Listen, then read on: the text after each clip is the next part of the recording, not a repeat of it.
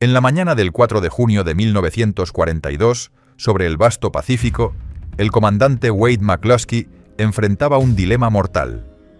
Tras 2 horas de búsqueda infructuosa, sus 32 bombarderos en picado estaban al límite de combustible. Volver significaba abandonar la batalla y probablemente caer al mar, víctimas del océano o de los tiburones. Seguir adelante podía ser un suicidio. En ese instante, divisó al destructor japonés Arashi navegando a toda velocidad, aparentemente hacia la nada. McCloskey comprendió que aquella estela podía conducirlo hasta la flota enemiga. Apostó su vida y la de sus hombres a esa corazonada. Minutos después, ante sus ojos, 4 portaaviones japoneses aparecieron en el horizonte, incluido el Kaga, el buque que había liderado el ataque a Pearl Harbor. La presa más codiciada del Pacífico estaba allí, expuesta. Era la oportunidad de oro que Estados Unidos había esperado durante 6 meses de desesperación y retrocesos. Para entender cómo se llegó a ese instante crucial, hay que retroceder a finales de 1941. Japón había expandido su imperio en Asia con rapidez, conquistando territorios y acumulando poder. Pero ese avance tenía un talón de Aquiles: la dependencia absoluta del petróleo, el acero y el caucho que provenían de Estados Unidos. Cuando Washington impuso un embargo tras la ocupación japonesa de Indochina, Tokio se enfrentó a un callejón sin salida. Sin materias primas, la maquinaria bélica colapsaría en meses. Los planificadores japoneses trazaron entonces un plan arriesgado: apoderarse de las riquezas del sudeste asiático y, para hacerlo posible, neutralizar de un solo golpe a la poderosa flota del Pacífico estadounidense. El objetivo estaba claro: Pearl Harbor debía ser destruido antes de que los barcos norteamericanos pudieran interferir en la expansión imperial. En los astilleros japoneses, el portaaviones Kaga encarnaba esa estrategia. Nacido como acorazado de la clase Tosa en 1920, su construcción se detuvo por el Tratado de Washington, que limitaba las marinas de guerra.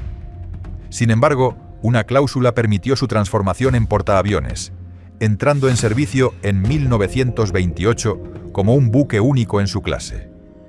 Su diseño era inusual: sin isla central, con una pequeña superestructura lateral y un sistema de evacuación de gases que salía por el costado, creando turbulencias que dificultaban las operaciones aéreas. A plena carga, desplazaba más de 37.000 toneladas y alcanzaba 28 nudos gracias a sus potentes turbinas.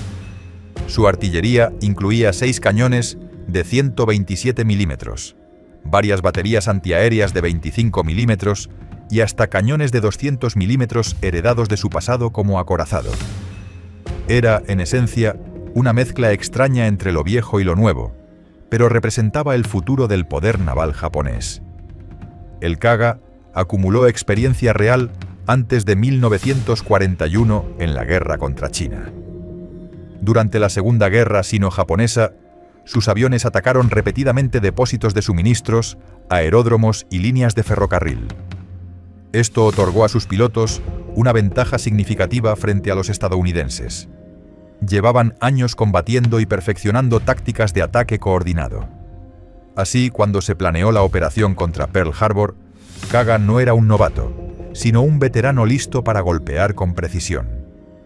En noviembre de 1941, bajo el mando del capitán Jisaku Okada, recibió en Saeki Bay torpedos especialmente modificados para aguas poco profundas, adaptados con aletas de madera y sistemas antirrodadura. Aquella innovación improvisada sería decisiva.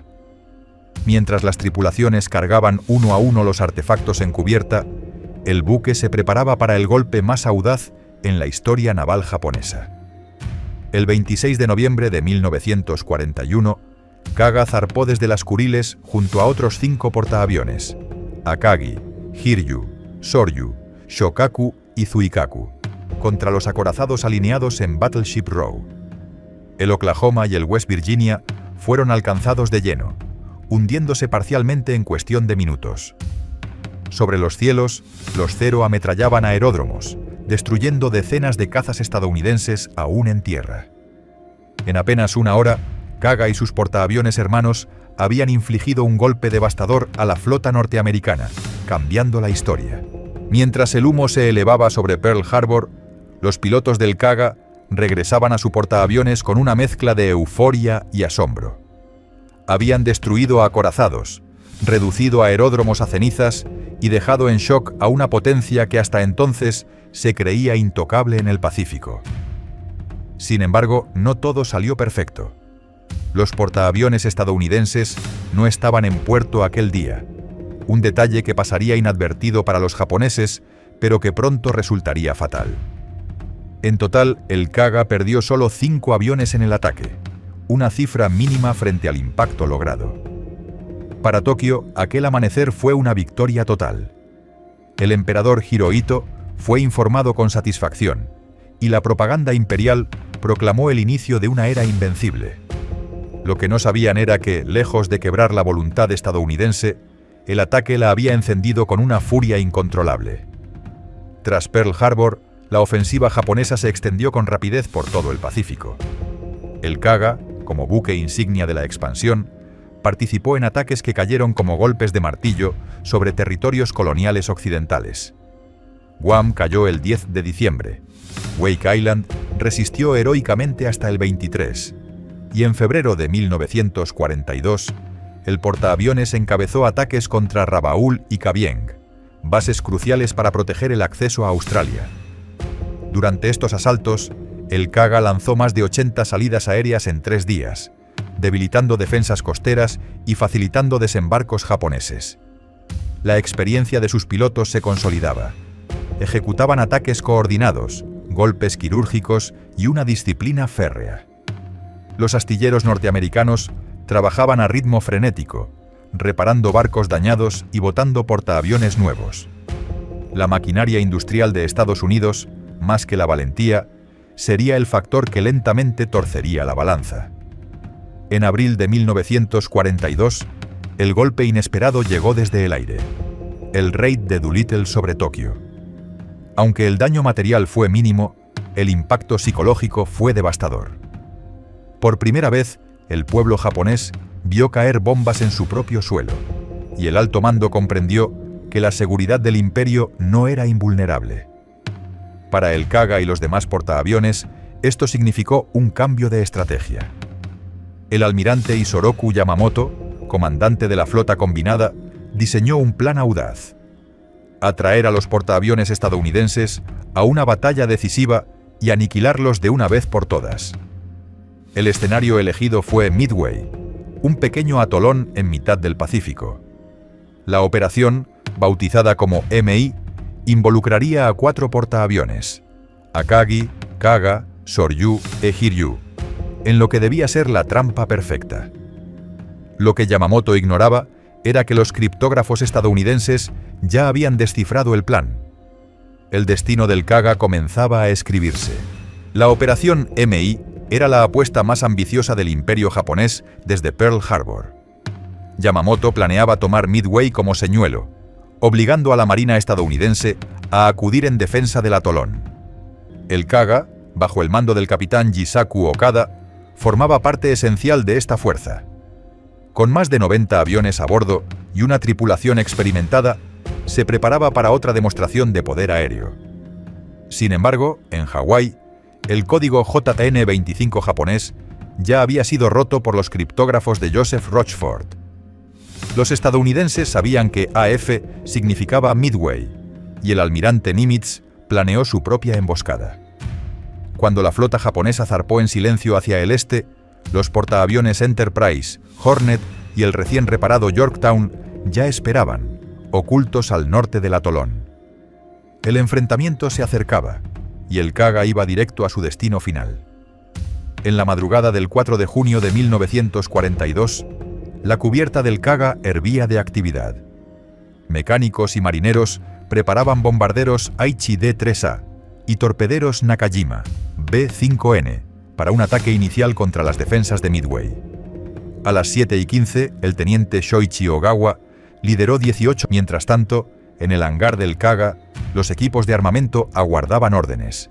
Torpedos y bombas se apilaban, listos para el siguiente movimiento. La incertidumbre crecía.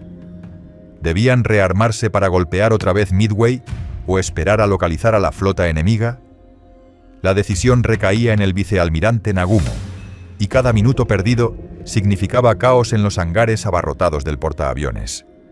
En ese instante, la fatal indecisión del mando japonés comenzaba a preparar el terreno para la tragedia. A las 7:40, un hidroavión de reconocimiento transmitió un mensaje que cambió la situación. Fuerzas enemigas detectadas. De inmediato, Nagumo ordenó cancelar la segunda oleada contra Midway y volver a armar los aviones con torpedos. El Kaga se convirtió en un hervidero caótico. Marineros desmontaban bombas ya fijadas en los aviones, devolviéndolas a los carros de transporte, mientras otros traían torpedos de gran tamaño a través de pasillos estrechos y resbaladizos. El calor y el humo del combustible impregnaban el aire, y cada retraso aumentaba el riesgo. Los hangares se llenaban de municiones expuestas y depósitos de gasolina abiertos, un escenario perfecto para el desastre. Mientras tanto, en el cielo, los Zeros combatían contra sucesivas oleadas de torpederos norteamericanos que atacaban a baja altura. Uno tras otro, los Devastator del USS Hornet y del Enterprise caían en llamas, incapaces de penetrar las defensas. La confianza japonesa parecía intacta, pero era solo un espejismo. Los pilotos estadounidenses pagaron con su vida ese primer asalto. En cuestión de minutos, decenas de torpederos habían sido derribados sin causar daño alguno a los portaaviones japoneses. Desde el puente del Kaga, los oficiales celebraban la eficacia de sus cazas Zero, que parecían invencibles. No obstante, el precio de aquella aparente victoria fue devastador. Todos los cazas japoneses se encontraban ahora volando a baja altitud, lejos de sus portaaviones, tras perseguir y aniquilar a los torpederos enemigos. En el cielo superior, a más de 3.000 metros, nadie vigilaba. Y en ese momento preciso, los bombarderos en picado SBD Dauntless del Enterprise, liderados por Wade McCluskey, encontraron al Akido Butai. Siguiendo la estela del destructor Arashi, llegaron hasta la formación japonesa justo cuando ésta se encontraba en el peor momento posible. Hangares abarrotados, aviones armados, combustible derramado y tripulaciones agotadas. Era el instante de la verdad.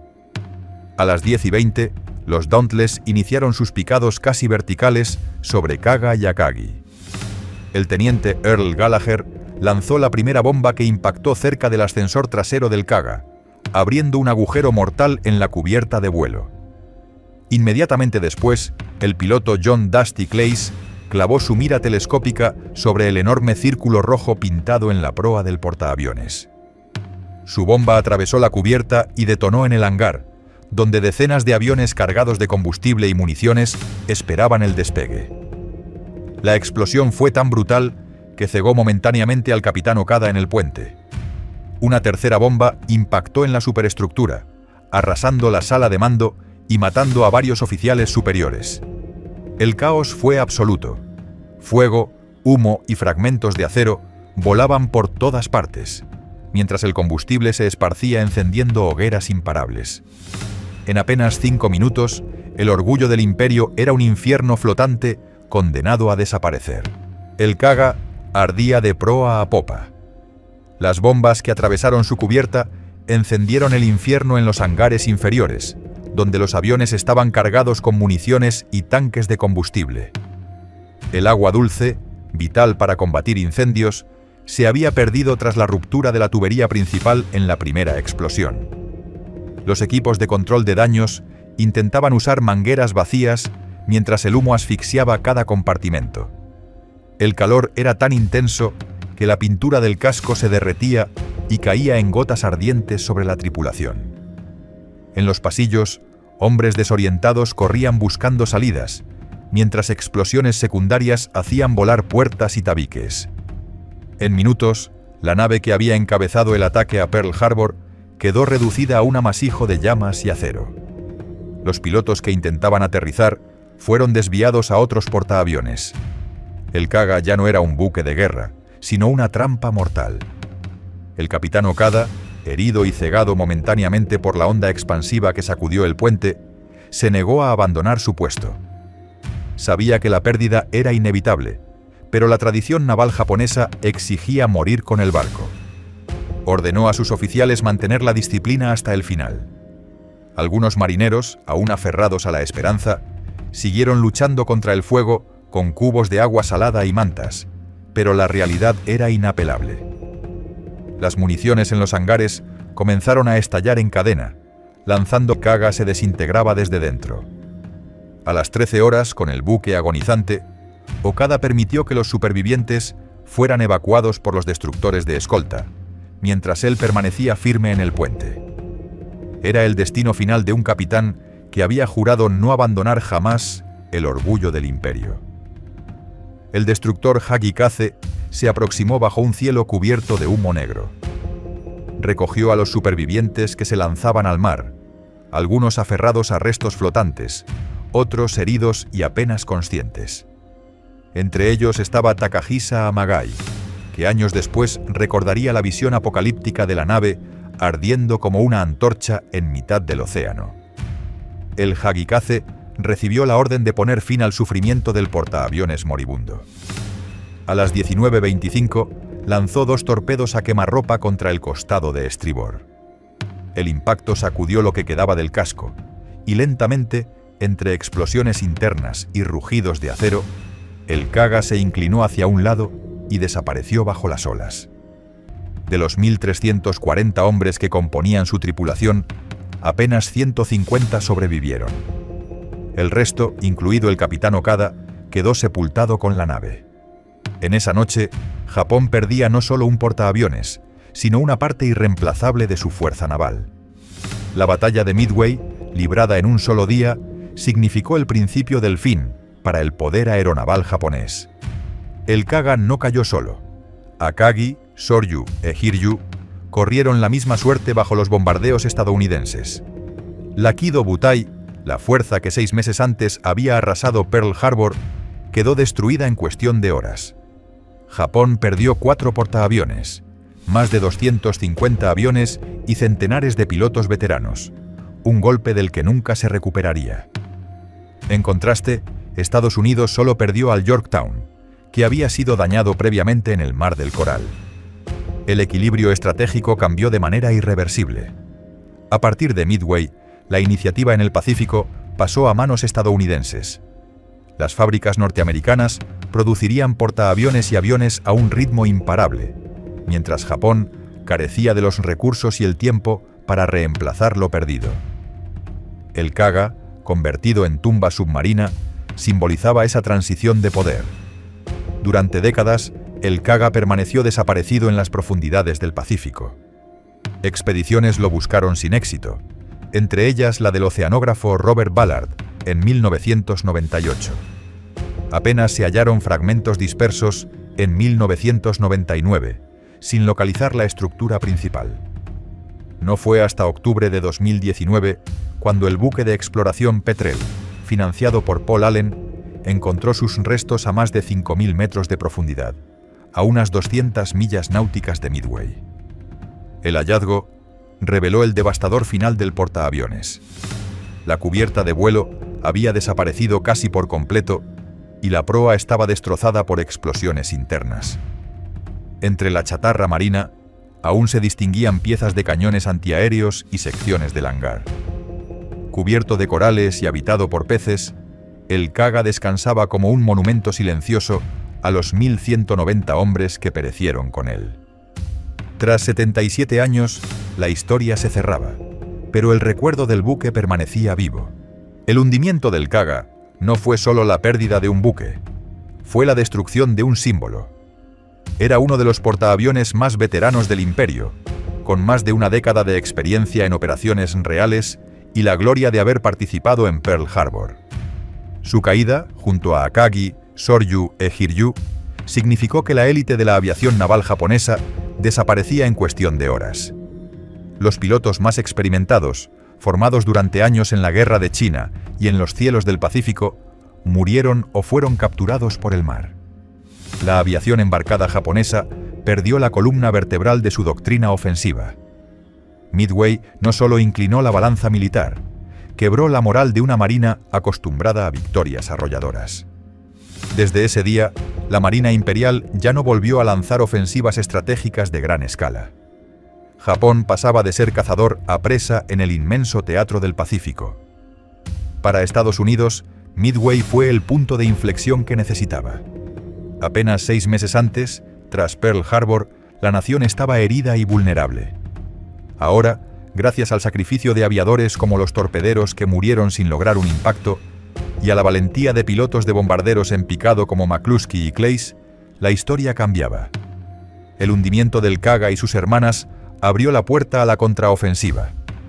En pocos meses comenzaría la sangrienta batalla de Guadalcanal, el inicio de una campaña de desgaste que Japón no podía sostener. Las fábricas norteamericanas, impulsadas por un poder industrial sin parangón, producirían portaaviones de escolta y de flota en serie, asegurando la supremacía de la aviación naval aliada. Midway demostró que la guerra en el Pacífico ya no sería decidida por acorazados, sino por portaaviones, y que el sacrificio de unos pocos hombres podía cambiar el destino de naciones enteras. El Kaga, diseñado originalmente como acorazado bajo la clase Tosa y reconvertido en portaaviones tras el Tratado de Washington, era una anomalía tecnológica. Conservaba cañones pesados en casamatas, un vestigio de su origen, y su peculiar sistema de ventilación lateral generaba turbulencias en cubierta. Estas imperfecciones no le impidieron convertirse en uno de los buques insignia de Japón durante la expansión inicial, pero también reflejaban la transición de una era, la del acorazado dominante hacia la supremacía del portaaviones. En cierto modo, su hundimiento simbolizó ese cambio. Los errores de diseño, que complicaban la lucha contra incendios, aceleraron su final en Midway. Paradójicamente, lo que lo hizo imponente en sus primeros años lo convirtió en una trampa mortal cuando las bombas estallaron en sus entrañas. Su historia es un recordatorio de cómo la innovación apresurada puede generar fortalezas, pero también vulnerabilidades fatales. En Tokio, la noticia de la derrota en Midway fue recibida con estupor. Durante días y de retirada táctica, pero los altos mandos sabían la verdad. El corazón de la fuerza aeronaval japonesa había sido destruido. Yamamoto, que había advertido al inicio de la guerra que Japón solo podía garantizar 6 meses de victorias, vio cumplida su profecía con dolorosa exactitud. La confianza en la invencibilidad del imperio se quebró, y aunque Japón continuó luchando ferozmente hasta 1945, jamás recuperó la iniciativa estratégica. El Kaga, convertido en tumba de más de 1000 marineros, era ya un símbolo de esa fragilidad oculta bajo la aparente fuerza. Midway no solo fue una batalla, fue un despertar brutal que marcó el inicio del declive del imperio del sol naciente. Décadas después, cuando los restos del Kaga fueron hallados en 2019, las cámaras robóticas mostraron un cementerio silencioso. El casco destrozado, las torres antiaéreas oxidadas y las planchas de acero retorcidas y cubiertas de coral narraban mejor que cualquier libro lo que ocurrió aquel 4 de junio de 1942. Cada pieza corroída era testigo del sacrificio de más de 1000 hombres y del instante en que el poderío japonés se quebró. Para los historiadores y veteranos, el hallazgo no fue solo arqueología, sino una oportunidad de rendir homenaje a los caídos. El Kaga, que en vida representó el terror de Pearl Harbor y la expansión japonesa, en la muerte se convirtió en recordatorio de la fragilidad de las ambiciones humanas frente a la inexorable realidad de la guerra. Allí, en la penumbra del Pacífico, descansa como monumento eterno a la batalla que cambió el rumbo de la historia. La batalla de Midway no fue únicamente un triunfo táctico, fue un triunfo de la inteligencia.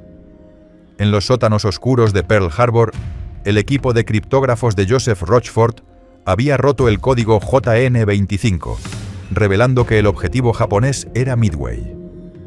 La artimaña de enviar un falso mensaje sobre la falta de agua en la isla fue la prueba definitiva.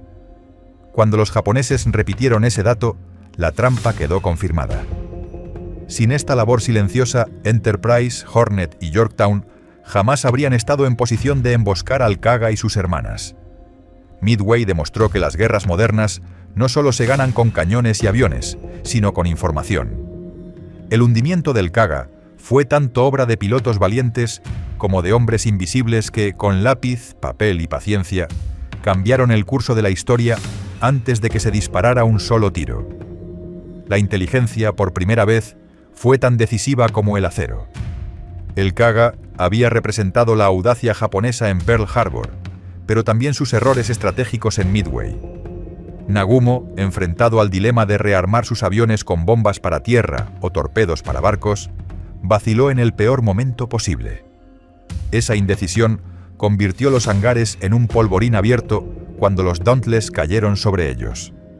La cadena de decisiones erróneas, sumadas a la falta de previsión para un contraataque estadounidense, selló el destino del Kaga y del Aikido Butai. Midway fue la prueba de que incluso la flota más poderosa puede caer por una mezcla de exceso de confianza y mala información. Mientras el buque ardía, quedaba claro que la guerra no se decidiría por la audacia de un golpe inicial, sino por la capacidad de sostener una campaña prolongada. Japón había apostado todo a una carta, y la había perdido en una mañana. En el recuerdo japonés, el Kaga se convirtió en símbolo de sacrificio y tragedia. Muchos marineros murieron atrapados en los compartimentos inferiores, sin posibilidad de escapar de los incendios y explosiones. Testimonios de supervivientes, como Takahisa Amagai, relatan escenas de hombres intentando luchar contra las llamas con las manos desnudas, mientras otros cantaban himnos imperiales antes de ser consumidos por el fuego. El Bushido, el código de honor samurái, impregnaba la actitud de los oficiales que eligieron permanecer a bordo, incluido el capitán Okada. Para ellos, abandonar la nave significaba traicionar la tradición. Así, el hundimiento del Kaga no fue solo una derrota militar, sino un acto colectivo de fidelidad al imperio. Aquella mezcla de disciplina férrea y sacrificio total quedó grabada en la memoria nacional, aunque para la historia global representó también la incapacidad de Japón de adaptarse a una guerra moderna dominada por la industria y la logística. La noticia del desastre golpeó a Tokio como un trueno inesperado. La propaganda trató de minimizarlo, hablando de pérdidas asumidas, pero los altos mandos sabían la magnitud de la catástrofe. La muerte de miles de marinos y la destrucción de 4 portaaviones dejaron un vacío imposible de llenar. Japón no podía reemplazarlos con la rapidez que Estados Unidos fabricaba nuevos buques. Para cada portaaviones perdido, Tokio tardaría años en reponerlo, mientras que Washington botaba barcos en cuestión de meses. La derrota en Midway quebró la confianza en la estrategia ofensiva del imperio. A partir de entonces, la Marina Imperial se vería obligada a luchar defensivamente, cediendo iniciativa tras iniciativa. El Kaga, que en Pearl Harbor había sido el puño de acero que parecía invencible, se convirtió en el símbolo de un error fatal: haber despertado a un adversario con una capacidad de producción industrial sin precedentes. Décadas más tarde, el hallazgo del pecio devolvió al Kaga al presente. En 2019, el buque de exploración Petrel lo localizó a 5.400 metros bajo el mar, a unas 200 millas de Midway. Las imágenes transmitidas mostraban un esqueleto corroído pero reconocible. Los cañones laterales todavía visibles, secciones de la quilla intactas y restos de la cubierta destrozada por las explosiones. Los historiadores observaron con emoción la magnitud del daño y comprendieron cómo, en apenas 5 minutos, la historia había cambiado para siempre. Para Japón, el descubrimiento fue una oportunidad de recordar a los caídos, y para el mundo, el Kaga descansa hoy en silencio, pero su historia sigue viva, como advertencia y como lección de que incluso los gigantes pueden caer de manera repentina. La pérdida del Kaga y del Aikido Butai en Midway no fue un simple revés, sino un colapso estratégico. En apenas unas horas, Japón pasó de dominar el Pacífico a retroceder hacia una guerra defensiva. El imperio había apostado por un golpe decisivo, convencido de que podía forzar a Estados Unidos a negociar la paz. Sin embargo, Midway demostró lo contrario. Los norteamericanos no solo resistían, sino que podían vencer y destruir el corazón mismo de la armada japonesa. El hundimiento del Kaga simbolizó el fracaso de una visión que subestimó el poder industrial y logístico de su enemigo. Mientras Japón aún enterraba a sus muertos, los astilleros estadounidenses botaban nuevos portaaviones y entrenaban pilotos a un ritmo que el imperio jamás podría igualar. Midway no fue simplemente una batalla, fue el inicio de un cambio irreversible en el equilibrio del poder mundial. Para los estadounidenses, Midway fue la confirmación de que el sacrificio de Pearl Harbor no había sido en vano. La valentía de los escuadrones torpederos, que perecieron casi al completo sin causar daño, abrió el camino para que los bombarderos en picado encontraran al Kaga y lo destruyeran. Fue un recordatorio de que, en la guerra, incluso los fracasos tienen valor estratégico si permiten a otros alcanzar la victoria. El triunfo no fue obra de un solo hombre, sino de la coordinación de inteligencia, valor individual y liderazgo. Pilotos como McCluskey y Clays se convirtieron en héroes, pero también lo fueron los criptógrafos de Rochefort y los miles de trabajadores que mantenían las fábricas produciendo sin descanso. La caída del Kaga fue así resultado de una nación entera que, unida en propósito, comenzaba a inclinar la balanza hacia el triunfo definitivo en el Pacífico. El Kaga fue en vida un buque extraño, nacido de la improvisación y de las restricciones de tratados internacionales. Su diseño híbrido, con cañones pesados de acorazado y un sistema de escape que interfería en las operaciones aéreas, reflejaba la transición entre dos épocas. Era testimonio de un Japón que experimentaba con nuevas formas de poder naval, pero que aún no dominaba del todo la doctrina de los portaaviones. Esa imperfección técnica fue su condena en Midway.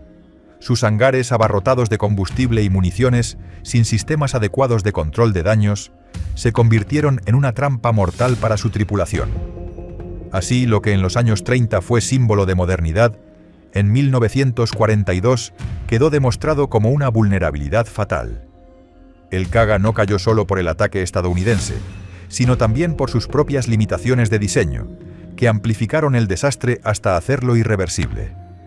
En la memoria japonesa, el hundimiento del Kaga quedó como una herida abierta. Los pocos supervivientes hablaban con respeto y dolor de la nave que había sido su hogar y de los compañeros que nunca regresaron.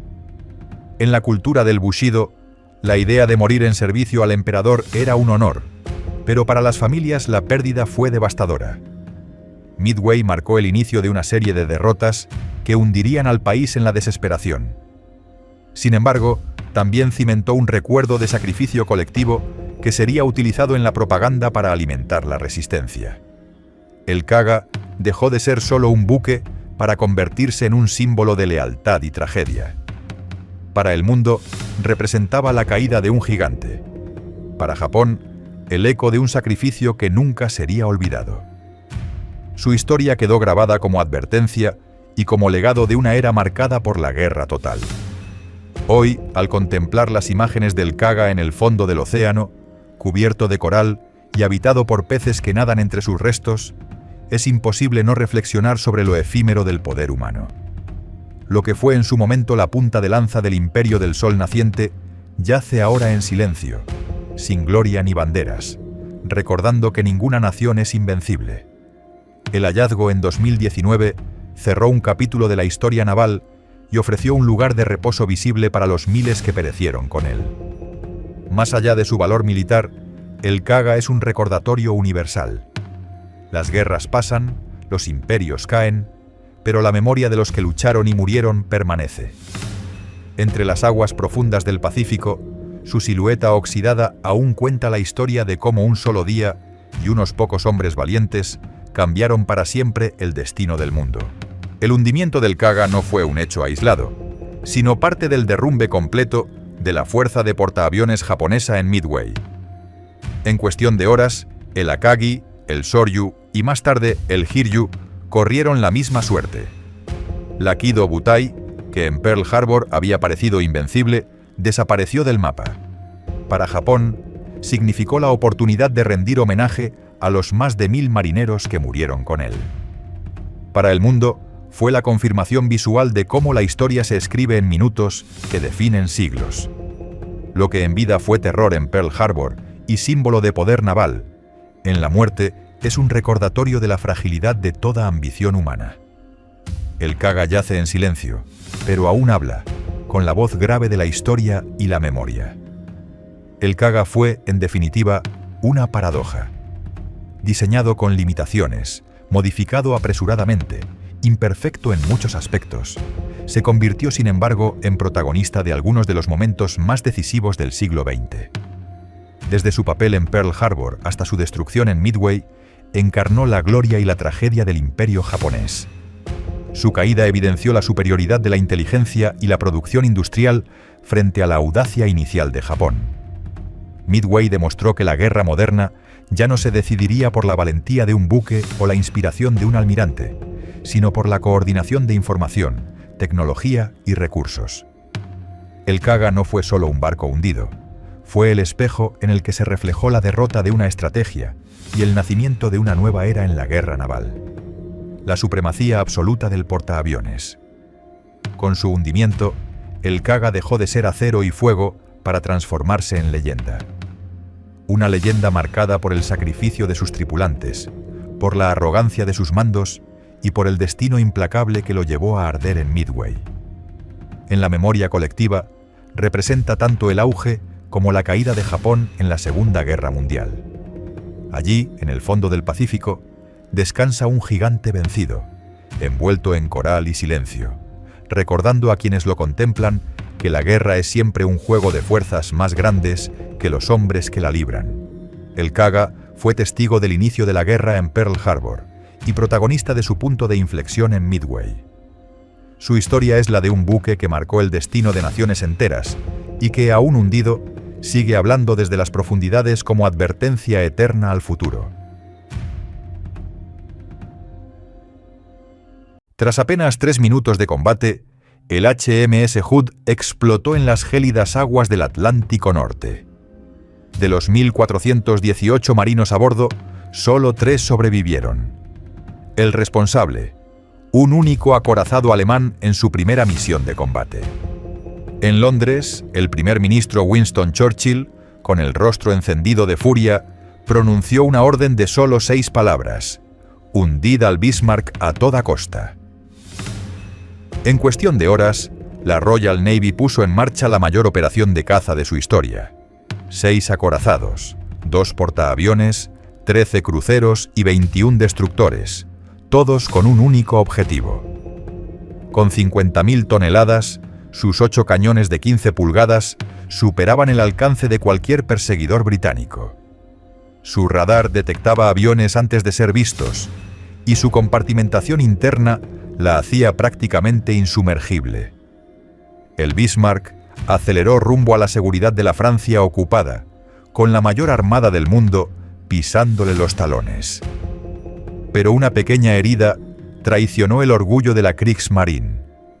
Una estela de petróleo marcaba su ruta, y los aviones británicos ya estaban cerca.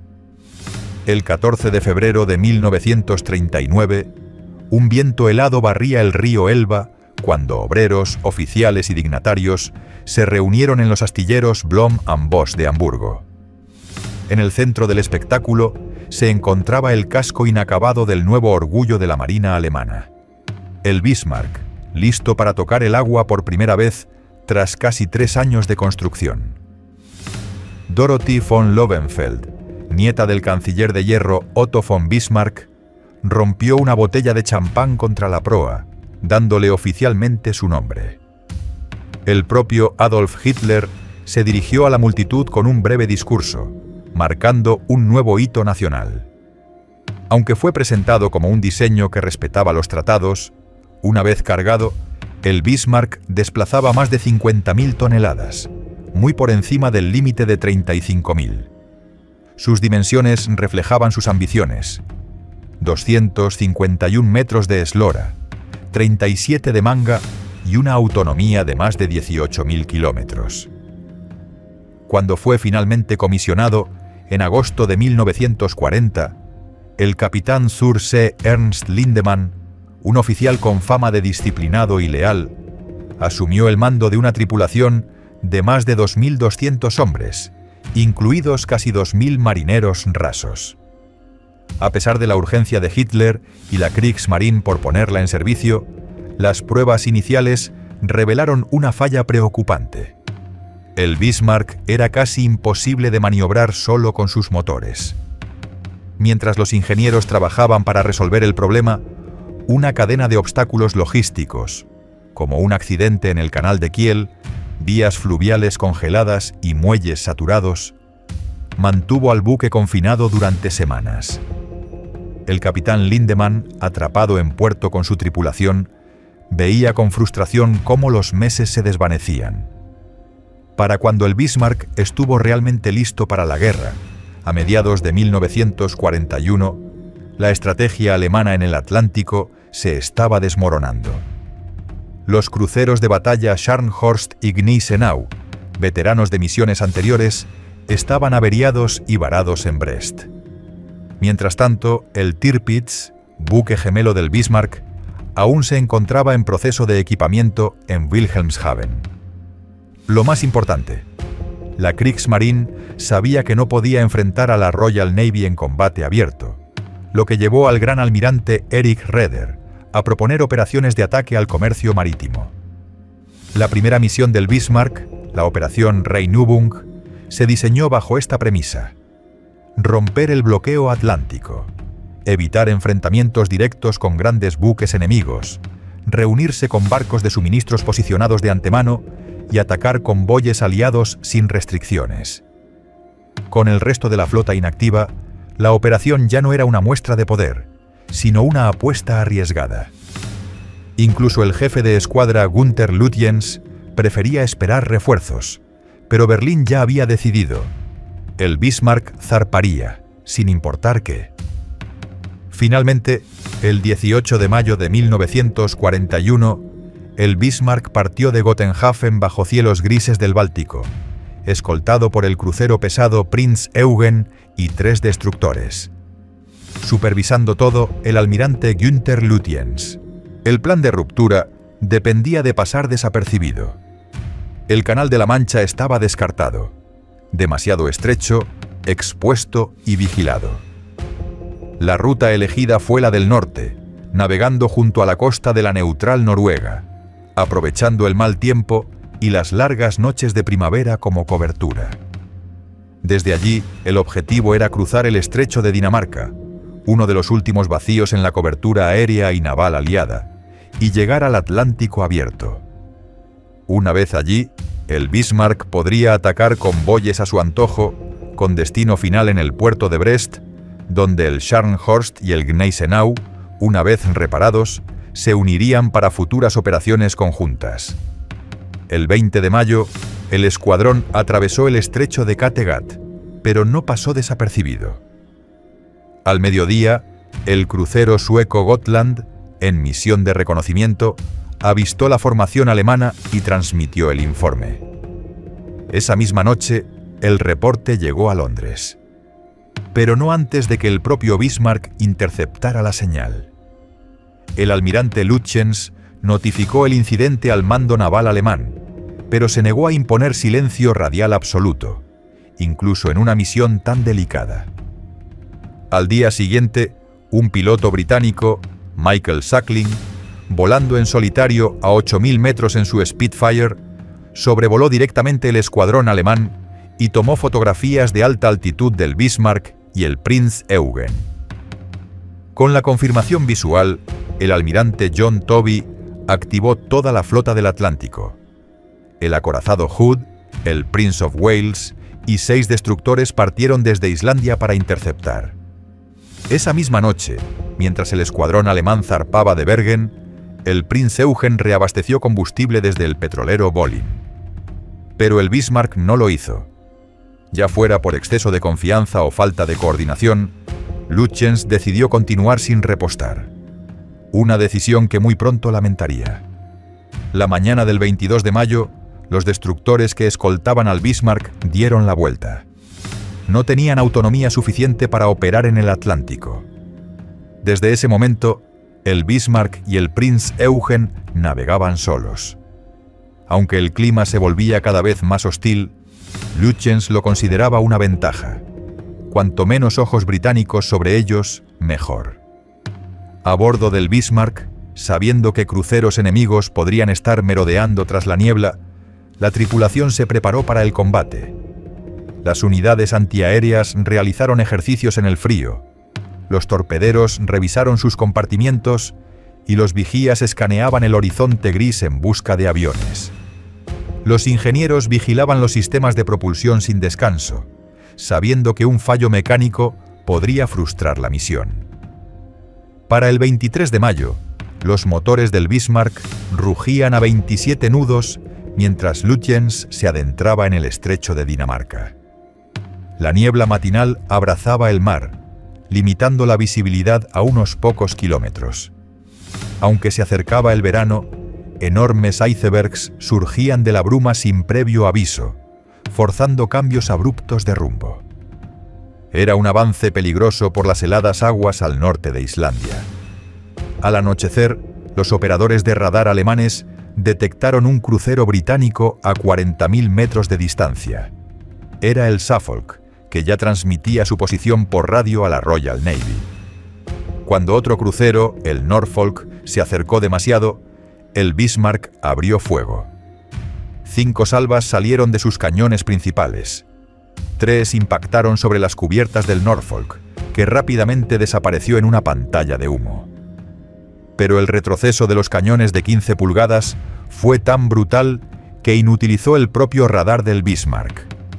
Lütjens ordenó entonces al Prinz Eugen avanzar para hacer de ojos del escuadrón. Luego, ejecutó una audaz maniobra de 180 grados para tratar de emboscar a sus perseguidores.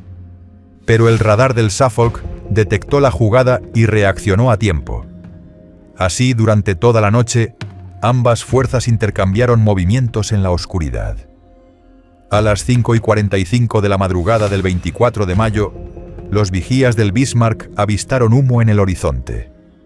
Se trataba del HMS Hood y del HMS Prince of Wales, que finalmente llegaban tras días de retraso por tormentas.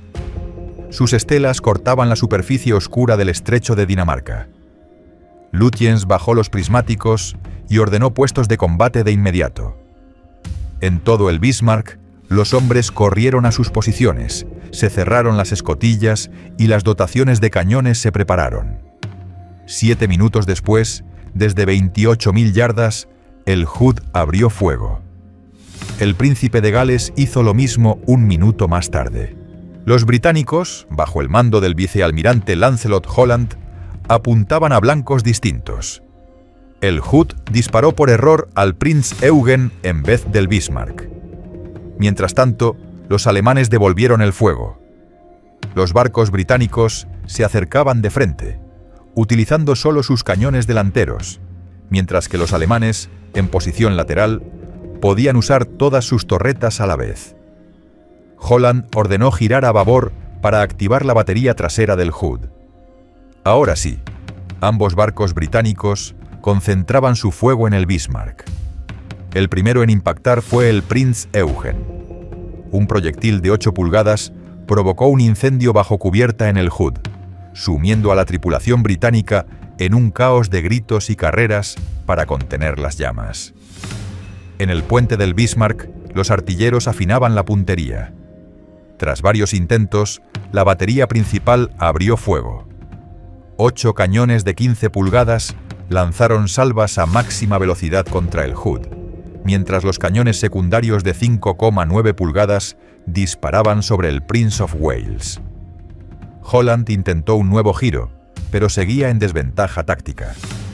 El Prinz Eugen redirigió sus disparos, castigando al Prince of Wales con impactos que encendieron fuegos en sus cubiertas. Lütjens, al ver la ventaja, posicionó al Prinz Eugen detrás del Bismarck. A las 6 en punto, justo cuando el Hood iniciaba otra maniobra, un proyectil perforante del Bismarck atravesó su cubierta e impactó en la Santa Bárbara de popa. La explosión fue instantánea. El Hood se partió en dos entre el mástil y la chimenea. En solo 8 minutos desde el primer disparo, el buque insignia de la Royal Navy se hundía con 1.416 almas a bordo. Un silencio helado cayó sobre las aguas antes de que comenzara el siguiente asalto. Con el Hood desaparecido bajo las olas, el Bismarck centró su artillería en el Prince of Wales. Este logró algunos impactos. Uno inundó una sala de generadores y otro perforó la proa, pero estaba claramente superado. Cuando una salva del Bismarck golpeó su puente, no le quedó más opción que retirarse. Lindemann insistió en perseguirlo, pero Lutyens se negó. Por un lado, destruir otro acorazado británico era un gran logro. Por el otro, quedarse más tiempo en el estrecho aumentaba el riesgo de enfrentar al resto de la flota enemiga. Eran las 6:13 de la mañana. En solo 21 minutos, el Bismarck había disparado casi 100 proyectiles. Pero algo iba mal. 3 impactos enemigos habían dañado su casco, y mientras viraba hacia el sur a una velocidad menor, una larga mancha de petróleo se extendía tras de sí. A las 8:01, Lutyens transmitió a Berlín: acorazado de batalla, probablemente el Hood, hundido. Otro acorazado dañado. 2 cruceros pesados mantienen contacto. Durante algunas horas, el Bismarck pareció desaparecer en el Atlántico. Pero entonces, un hidroavión británico Sunderland avistó una mancha oscura extendiéndose en el mar. Petróleo. El piloto informó de inmediato, y los cruceros Suffolk y Norfolk, aún a la distancia, aceleraron el paso junto al dañado Prince of Wales, cuya tripulación trabajaba a toda prisa para reparar sus cañones. En Londres, Churchill recibió la noticia y repitió su orden: hundid al Bismarck. En pocas horas, todos los buques disponibles fueron redirigidos a la caza. La flota del Atlántico giró a máxima velocidad. El acorazado Rodney abandonó su escolta y cambió de rumbo. Cruceros ligeros barrieron el estrecho de Dinamarca. Incluso los veteranos acorazados clase Revenge fueron llamados a filas. 6 acorazados y cruceros de batalla, 2 portaaviones, 13 cruceros y 21 destructores seguían ahora el rastro de petróleo del Bismarck. Al mismo tiempo, el gran almirante Dönitz movilizaba todos los U-Boots disponibles.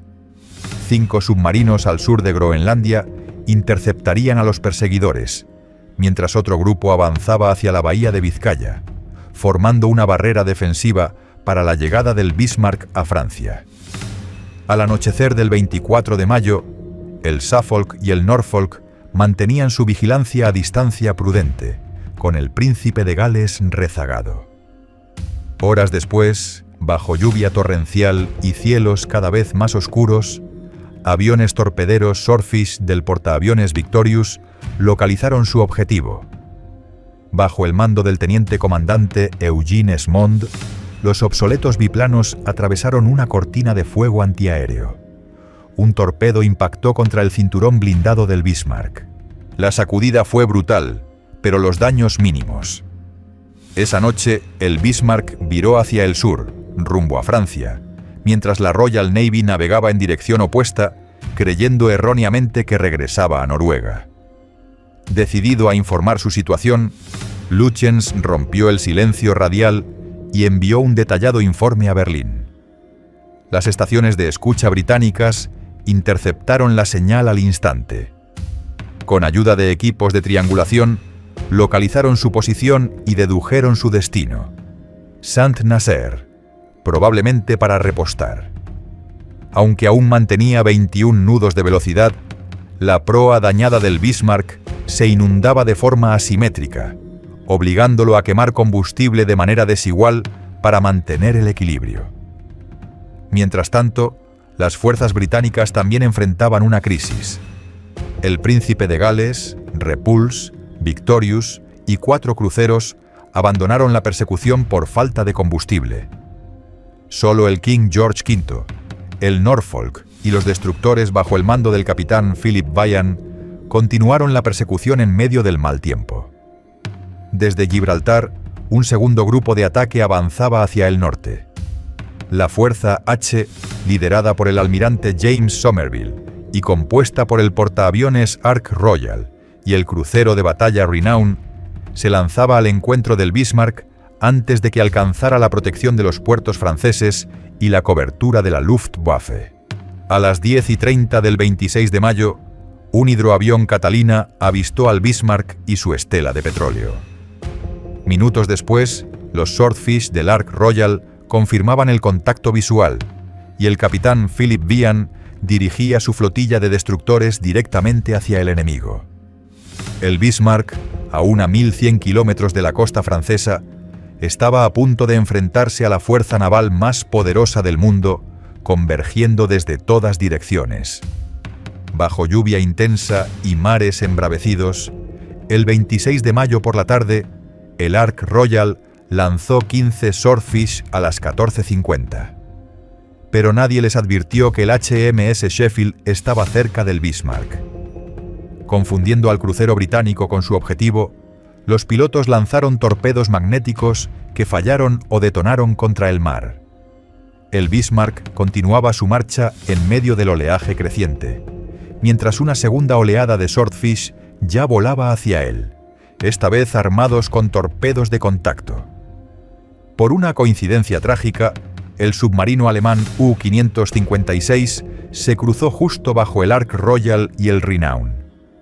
Estaba perfectamente posicionado para atacar, pero no le quedaban torpedos.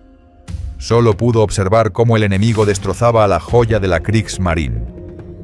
Poco después de las 20 horas, los Swordfish divisaron al Sheffield nuevamente y tomaron rumbo final, cruzando cielos cubiertos de lluvia. 3 aviones se separaron en la tormenta, incapaces de mantener la formación. Los demás se lanzaron a través de la oscuridad. A las 20:47, finalmente avistaron al Bismarck. Sus cañones antiaéreos se activaron de inmediato, llenando el cielo de fuego. Los biplanos descendieron rasantes sobre las olas, sorteando la metralla. Un torpedo impactó en la sección media sin causar efectos graves, pero otro dio en la popa, bloqueando el timón. De pronto, el acorazado más temido del Atlántico ya no podía gobernar su rumbo. Mientras los aviones se retiraban, el Bismarck giró violentamente su batería principal contra el Sheffield. La segunda salva esparció metralla por toda su cubierta. El crucero británico lanzó humo y desapareció entre la niebla mientras más salvas silbaban sobre sus cabezas. El Bismarck avanzaba sin timón, mientras la Royal Navy se cerraba sobre él desde todos los ángulos. El almirante Tovey, recibiendo informes en tiempo real, giró su escuadra hacia el sur, decidido a interceptar al amanecer, cuando el sol naciente iluminaría al Bismarck como una silueta perfecta. Al norte, el Norfolk se acercaba. Por el oeste, el Dorsetshire. Detrás de todos ellos, el Ark Royal y el resto de la Fuerza H avanzaban a toda máquina, listos para lanzar otro ataque si era necesario. A bordo del Bismarck, los equipos de control de daños luchaban contra vientos huracanados para liberar el timón atascado.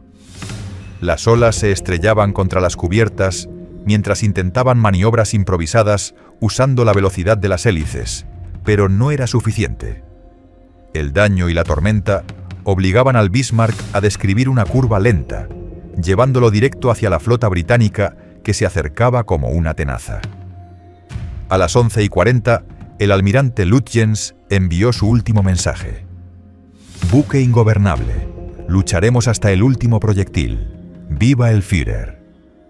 Una hora después del ataque de los Swordfish, la tormenta seguía desatada cuando los destructores Maori y Piorun avistaron al Bismarck entre la cortina de lluvia y espuma. El Piorun avanzó solo, con luces encendidas para mostrar su bandera polaca, buscando venganza por la ocupación de su patria. Pero el viento hacía imposible lanzar torpedos, y tras intercambiar fuego, se retiró. La flotilla se dispersó. Durante la noche, los destructores de Vian atacaron por turnos. Cossack, Maori, Zulu y Sikh lanzaron 16 torpedos, todos fallaron. Aún así, los artilleros del Bismarck, agotados y sostenidos por pura adrenalina, mantuvieron la línea, alcanzando incluso la antena del Cossack. Para ganar visibilidad, Tovey ordenó proyectiles iluminadores que tiñeron el cielo de blanco, proyectando la silueta del Bismarck sobre las olas, una figura fantasmal expuesta al filo del amanecer. En las entrañas del buque, empapados y sin dormir, los marineros alemanes resistían su última noche. Con las primeras luces del 27 de mayo, Lütjens ordenó preparar el hidroavión arado 196, cargado con el diario de guerra, imágenes del hundimiento del Hood y despachos sellados para Berlín. Pero la catapulta, dañada en el combate contra el Prince of Wales, era irreparable. El aparato, con el tanque lleno de combustible, representaba un peligro. La tripulación no tuvo más opción que empujarlo por la borda y verlo desaparecer entre las olas. A las 7:10, Lütjens envió su última señal: una solicitud de encuentro con un U-Boot. El U-556, aunque cercano, no llegó a leerla por encontrarse sumergido. Al amanecer, el Atlántico se despertó bajo cielos grises, mar gruesa y vientos del noroeste. Tovey retrasó el ataque hasta tener plena visibilidad. Los buques británicos ya rodeaban a su presa. La Renown se mantendría al margen. Su blindaje ligero era un riesgo tras la pérdida del Hood. El acorazado Rodney, en cambio, recibió libertad de maniobra para cerrar fuego a solo 15.000 yardas. En la bruma, el Norfolk fue el primero en avistar al maltrecho Bismarck y envió la señal al resto de la flota. Minutos después, los vigías del King George V divisaban su silueta a solo 25.000 yardas. A las 8:47, el Rodney disparó primero, seguido de cerca por el acorazado Insignia. El Bismarck devolvió el fuego, pero incapaz de maniobrar y zarandeado por las olas, apenas consiguió un impacto parcial sobre el Rodney. Poco después de las 9, los proyectiles de 406 milímetros del Rodney impactaron en la superestructura delantera del Bismarck, destruyendo el sistema principal de control de tiro y matando a casi toda la plana mayor. En cuestión de minutos, sus torretas delanteras quedaron fuera de combate. El puesto de control trasero tomó el relevo brevemente, antes de ser silenciado también. Los cruceros Norfolk y Dorsetshire se sumaron con sus cañones de 203 milímetros.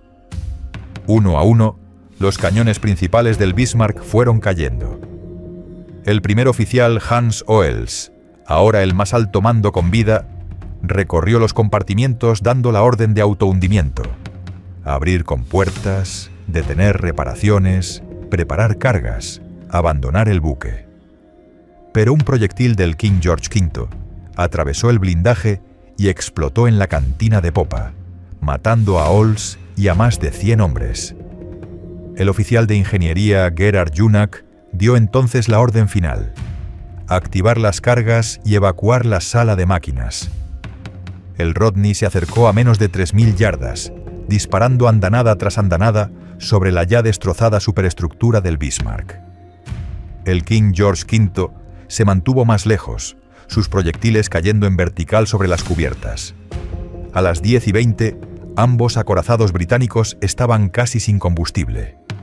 El Bismarck escoraba a babor, su popa hundiéndose lentamente. Tovey ordenó la retirada. A las 10:35, un torpedo del Dorsetshire impactó su costado de estribor. A las 10:40, el Bismarck comenzó a volcar. A las 10:45, desapareció bajo el mar. En 106 minutos de batalla, la Royal Navy disparó casi 2.800 proyectiles y logró centenares de impactos. A la mañana siguiente, el Dorsetshire y el Maori rescataron a 85 y 25 supervivientes, respectivamente, del helado Atlántico. Pero un presunto avistamiento de periscopio obligó al Dorsetshire a interrumpir el rescate, dejando a cientos de hombres en el agua. El guardiamarina Joe Brooks, de los aliados, se lanzó al mar para salvar a marinos heridos, entre ellos uno sin brazos que se aferraba a una cuerda con los dientes, pero Brooks casi se ahoga cuando el crucero partió. En total, solo 109 alemanes fueron llevados de vuelta a casa por buques británicos. Más tarde, el U-74 rescató a 3 hombres de una balsa. El buque meteorológico alemán Sachsenwald salvó a otros 2. El crucero español Canarias no encontró a nadie. De los más de 2.200 tripulantes del Bismarck, solo 114 sobrevivieron. En medio de las ruinas terminaba la leyenda del acorazado más temido de Alemania. Bajo las aguas heladas del Ártico, una sombra metálica más larga que 2 campos de fútbol y más ancha que una autopista de 8 carriles avanzaba lentamente, visible para cualquier puesto de escucha en el Atlántico Norte. Los operadores de sonar estadounidenses apenas podían creer lo que oían. Aquella señal no podía pertenecer a un submarino, era demasiado grande. Sin embargo, lo era. Y en su interior se escondía suficiente poder para reducir a cenizas más de 200 ciudades americanas en un solo lanzamiento. Durante la Guerra Fría, el secreto dejó de ser esconderse. Cuando transportas el fin del mundo en tus compartimentos de misiles, lo importante no es el silencio, sino que tu enemigo sepa que estás ahí, que nunca podrás ser eliminado por sorpresa. La lógica era simple y brutal: garantizar la destrucción mutua asegurada. En ese tablero submarino, Estados Unidos y la Unión Soviética siguieron caminos distintos. Los norteamericanos confiaban en el alcance global de sus submarinos estratégicos, patrullando en aguas profundas de forma imprevisible. Sus boomers nucleares eran auténticos fantasmas, capaces de lanzar un contraataque devastador incluso después de sufrir un ataque sorpresa, cimentando así la doctrina del segundo golpe que aseguraba la disuasión. Sus submarinos de ataque, ágiles y silenciosos, eran cazadores de élite. Rastreaban a los soviéticos por todos los océanos, protegían grupos de portaaviones y reunían inteligencia vital. Para ellos, el océano era un campo de caza global, un espacio abierto donde la iniciativa siempre debía ser suya. Los soviéticos, bajo la visión del almirante Gorshkov, siguieron una filosofía diferente. Sus submarinos estratégicos permanecían más cerca de casa, operando en zonas bastión como el mar de Barents, protegidos por capas de defensa aérea, naval y submarina. Allí, rodeados por el escudo de la Flota del Norte, sus colosos podían acechar bajo el hielo, esperando la orden que nunca debía llegar. La prioridad no era recorrer el planeta como los estadounidenses, sino blindar su capacidad de represalia. Los submarinos de ataque soviéticos, en cambio, estaban diseñados para neutralizar grupos de portaaviones, considerados la mayor amenaza convencional de la OTAN. El control del mar pasaba por quebrar esos símbolos del poder naval occidental, aunque eso significara relegar a segundo plano otras misiones como cortar las rutas de suministro del Atlántico. En esa carrera de acero y secretos, la evolución soviética fue acelerada y dolorosa. Primero llegaron los Hotel Class, con 3 misiles que solo podían dispararse en superficie, un suicidio en tiempos de radares y satélites. Luego, los Yankee Class, con 16 misiles de lanzamiento submarino, el primer paso real hacia una flota de disuasión nuclear, aunque notoriamente ruidosos y plagados de sistemas torpes que hacían sufrir a sus tripulaciones. El verdadero salto fue la serie Delta, más grandes, con misiles de mayor alcance y capacidad de patrullar en el Ártico. Durante años fueron la columna vertebral de la disuasión soviética, pero seguían cargando con una debilidad imposible de ocultar: la falta de sigilo. Mientras los estadounidenses perfeccionaban la acústica de sus Ohio Class, los soviéticos veían cómo sus propios submarinos eran perseguidos de forma rutinaria por cazadores enemigos invisibles. Para mediados de los años 70, el Kremlin entendió que estaba perdiendo la partida silenciosa. Los misiles Trident estadounidenses ofrecían mayor alcance y precisión, los Ohio eran más sigilosos y fiables, y la balanza estratégica parecía inclinarse hacia Occidente. La respuesta soviética no sería intentar igualar esa discreción imposible de alcanzar en tan poco tiempo, sino golpear en otra dirección: construir un monstruo sin precedentes. El encargo recayó en el Buró Rubin de Leningrado, responsables de los Delta y Yankee. La orden era clara: el próximo submarino debía ser tan grande y poderoso que compensara todas las carencias soviéticas. Más misiles, más autonomía, más capacidad de sobrevivir al apocalipsis nuclear. No sería un cazador oculto, sino una fortaleza bajo el hielo. Así comenzó la leyenda del Proyecto 941, el coloso que Occidente bautizaría como Taifún. El Taifún nació envuelto en un halo de misterio. A finales de los años 70, los satélites espías occidentales comenzaron a captar imágenes borrosas de un gigantesco submarino en construcción en los astilleros de Sevmash. Lo que veían superaba cualquier lógica. Un casco tan ancho como 2 submarinos convencionales, más largo que un campo de fútbol y con una silueta imponente que parecía salida de la ciencia ficción. Cuando la OTAN lo designó como Typhoon Class, el mito ya estaba servido. Los soviéticos lo llamaban Proyecto 941 Akula, tiburón. Y aunque sus líneas parecían irreales, era muy real. Un leviatán de acero que pronto se convertiría en la encarnación del miedo nuclear. La fascinación alcanzó a la cultura popular. Tom Clancy inmortalizó a este monstruo en su novela La caza del Octubre Rojo, imaginando un taifún indetectable gracias a un sistema de propulsión experimental. La ficción se mezclaba con la realidad, y el mito crecía en la imaginación occidental. La diferencia entre mito y realidad, sin embargo, nunca borró la amenaza. El taifún no necesitaba magia tecnológica para ser temido. Su sola presencia era intimidante. Con más de 170 metros de largo y 23 de ancho, desplazaba 48.000 toneladas bajo el agua, el doble que cualquier submarino occidental. Su peculiaridad más extraordinaria estaba en su interior. En lugar de un único casco de presión, como los submarinos convencionales, el Taifún albergaba 2 cascos completos paralelos, unidos por un compartimento central que albergaba los tubos de misiles.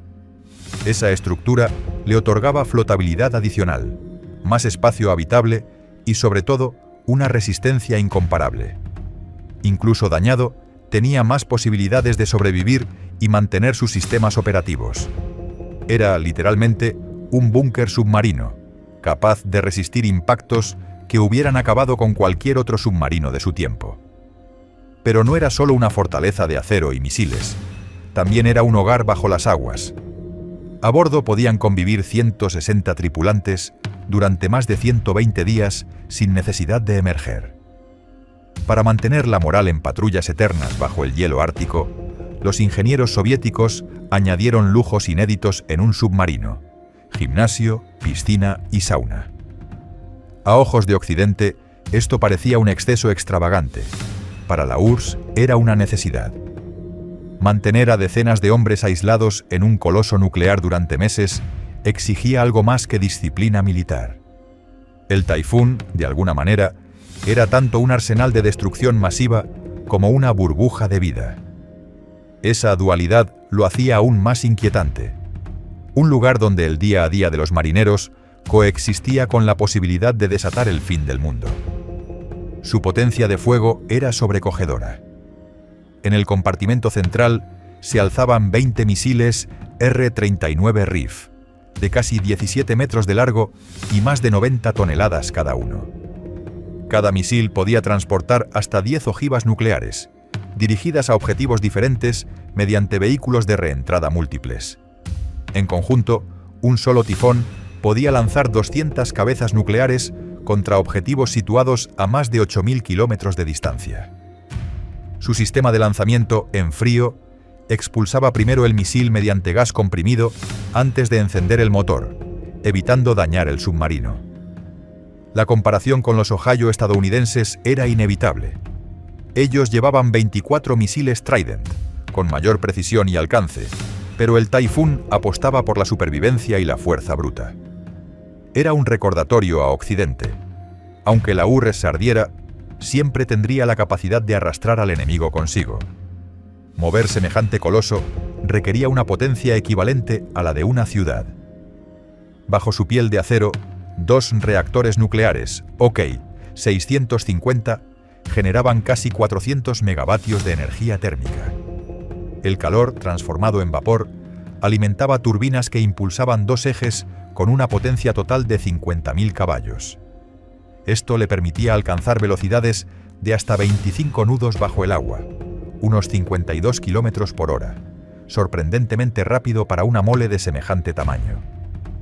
Su profundidad operativa oficial rondaba los 400 metros, aunque se estimaba que podía descender mucho más antes de alcanzar su límite estructural. La combinación de doble casco, acero reforzado y compartimentos estancos lo convertía en el submarino más resistente jamás construido. No era un cazador silencioso, pero sí un superviviente diseñado para resistir incluso en medio de un intercambio nuclear. Su misión no era escapar, sino asegurar el contraataque. La supervivencia del Typhoon no dependía solo de su blindaje, sino también de su piel invisible.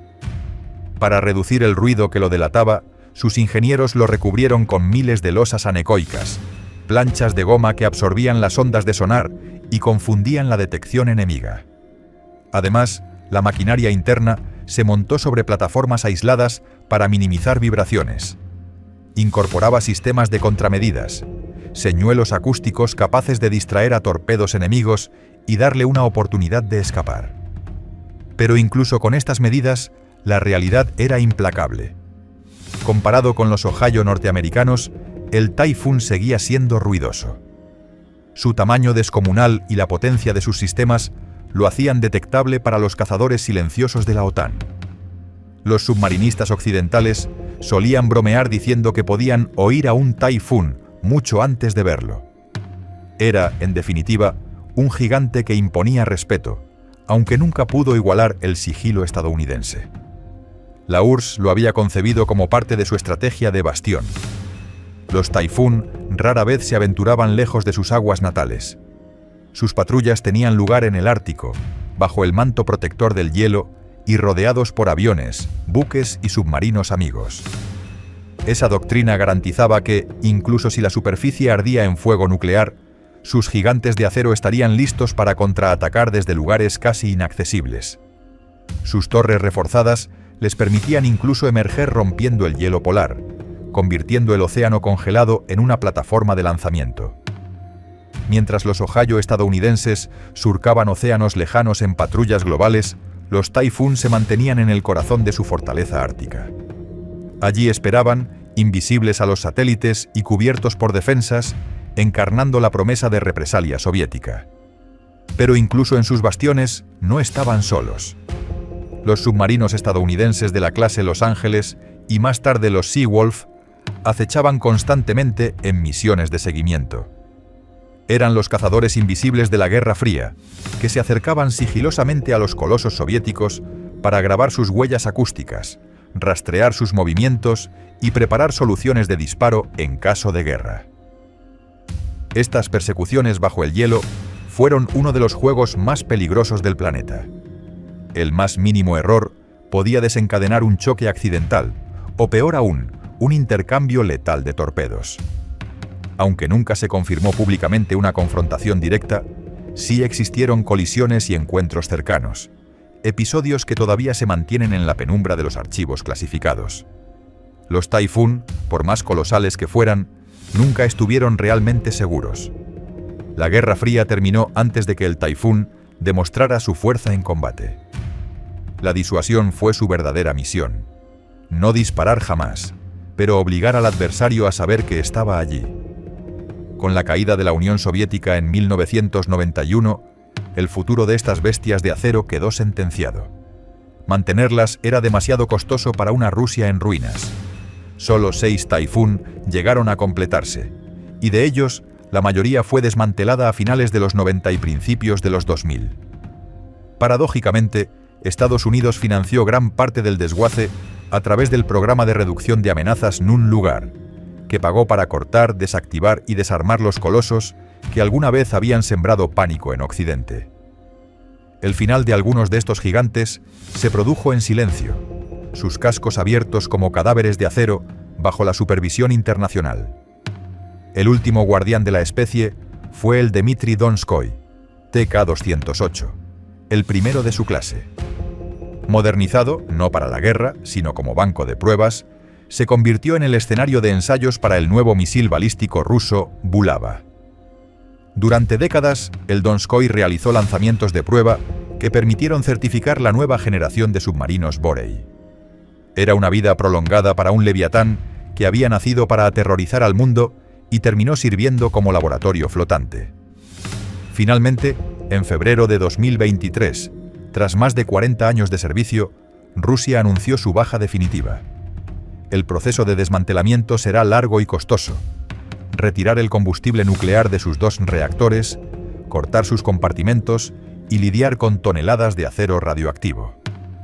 Algunos soñaban con preservarlo como museo en San Petersburgo, pero para la mayoría no era más que un símbolo caro de un imperio desaparecido. El ocaso del Taifún dejó una lección clara para la ingeniería naval. El tamaño por sí solo no garantiza la supremacía. Estos submarinos eran más caros, más ruidosos y más difíciles de mantener que sus rivales estadounidenses. Aunque imponían respeto por su colosal silueta y su carga nuclear, en términos prácticos resultaban menos eficientes que los Ohio. El Kremlin los había concebido como armas de supervivencia extrema, fortalezas diseñadas para resistir el fin del mundo, pero en tiempos de presupuestos reducidos se convirtieron en un lujo insostenible. Su construcción había sido tanto un desafío tecnológico como un gesto político. Demostrar que la URSS podía construir el submarino más grande de la historia. Pero en un escenario donde la discreción valía más que el tamaño, el Taifún terminó siendo un titán condenado por su propia magnificencia. El relevo vino con los Borei Class, una generación más compacta, silenciosa y económica. Cada uno de ellos transporta 16 misiles Bulava, fruto de los ensayos realizados precisamente en el Dmitry Donskoy. Los Borei no buscan impresionar por su tamaño, sino por su eficacia y su sigilo, aprendiendo de los errores del pasado. Con una tripulación reducida casi a la mitad y sistemas modernos de insonorización, son más adecuados para la Rusia del siglo XXI. Mientras tanto, al otro lado del Atlántico, Estados Unidos prepara a los Columbia Class para sustituir a los veteranos Ohio, con reactores de nueva generación que no requieren recarga y compartimentos de misiles modulares diseñados para prolongar su vida útil hasta bien entrada la segunda mitad del siglo XXI. El duelo silencioso bajo los océanos continúa, aunque con protagonistas distintos y filosofías adaptadas a un mundo nuevo. China, por su parte, ha comenzado a construir su propio camino hacia la disuasión estratégica con los Type 094 Jing Class, patrullando el Pacífico y extendiendo el alcance nuclear de Pekín más allá de sus costas. Otros países observan y avanzan hacia un futuro donde los océanos estarán poblados no solo por submarinos tripulados, sino también por drones autónomos capaces de operar durante semanas. El Taifún, concebido como un monstruo de acero para intimidar a la OTAN, hoy sirve como advertencia. Lo desmesurado puede ser tan impresionante como ineficaz. La carrera actual no se centra en el tamaño, sino en el sigilo, la eficiencia y la integración de nuevas tecnologías que transformarán para siempre la guerra submarina. Aún así, la huella del tifón perdura en la memoria colectiva. Sus imágenes, con la torre emergiendo entre el hielo ártico o las secciones descomunales de sus cascos en construcción, siguen fascinando al público y a los historiadores militares. Ningún otro submarino ha despertado tanta curiosidad ni ha encarnado tan bien el miedo nuclear de la Guerra Fría. Su popularidad se alimentó también de la cultura, gracias a la caza del Octubre Rojo, que convirtió a este leviatán en protagonista de la paranoia occidental. En la ficción, el Taifún podía ser indetectable. En la realidad, era un gigante ruidoso. Pero lo que no podía negar nadie era que su mera existencia había alterado el equilibrio estratégico, forzando a la OTAN a perfeccionar sus capacidades de guerra antisubmarina en el Ártico y a reforzar sus sistemas de detección global. El Taifún nunca disparó en combate, y quizás ese fue su mayor triunfo.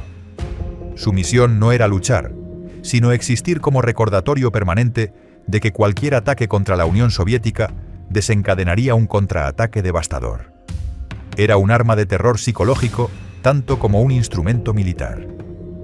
Mientras permanecía oculto bajo el hielo, cada sonar enemigo que lo detectaba sentía el escalofrío de estar ante un arma diseñada para sobrevivir al fin del mundo. Incluso hoy, décadas después de su retirada, sigue siendo símbolo de una era en la que la humanidad vivió bajo la sombra constante de la aniquilación nuclear. El Taifún demostró que la Guerra Fría no se libraba solo con ejércitos o misiles, sino también con mitos, y este submarino se convirtió en el más temido de todos. El Dmitry Donskoy, último de su estirpe, simbolizó tanto el inicio como el ocaso del Proyecto 941.